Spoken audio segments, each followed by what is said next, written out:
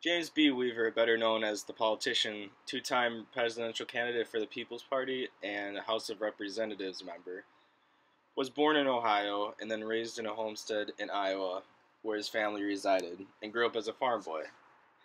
Now, before he was a politician, he was drafted for the war, and that's what separated him and his future spouse, Clarissa, for which he wrote these letters describing his feelings toward her.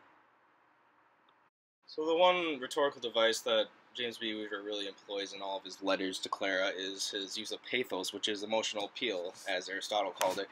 And in a lot of his letters, he talks about how she shouldn't change her feelings towards him, and that he still loves her no matter what. And in this letter that's being shown right here, he states, "In my heart, you will live forever." And he uses statements like these to keep her love, keep her loyal to his attention, and that Claire should not have trouble understanding that he may not love her just because of the war, but that's not true. And that he talks about how the war may have injured him, but he didn't injure the love between him and her, and he still thinks of her very dearly.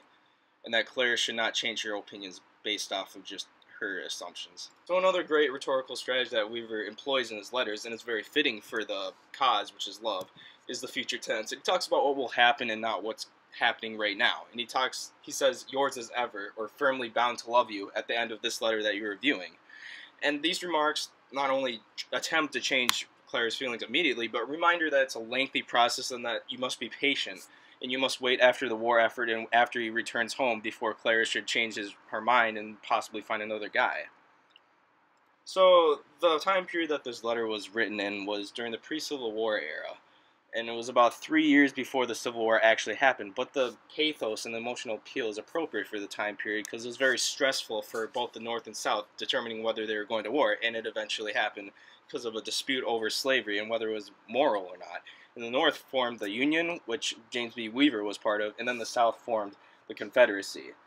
And the Confederacy supported slavery, the North opposed it, and they went to war, and it affected many people, just took the lives of several. And he even says in one of his statements in his letters is that we will go through life happily, as he is referring to Clara. And he talks about how everything will be okay. He will return, reassures her that everything will be safe and sound, and that they will live happily in the future. And the Civil War, as you know, did sever a lot of these relationships, so it's very fitting that he would use this kind of phrase in it. So he talks about how he will avoid that terrible fate of dying, and he doesn't want to tell her that he may not return. Then she would be skeptical about it, probably find another guy to go to, because, well, she might end up being a widow.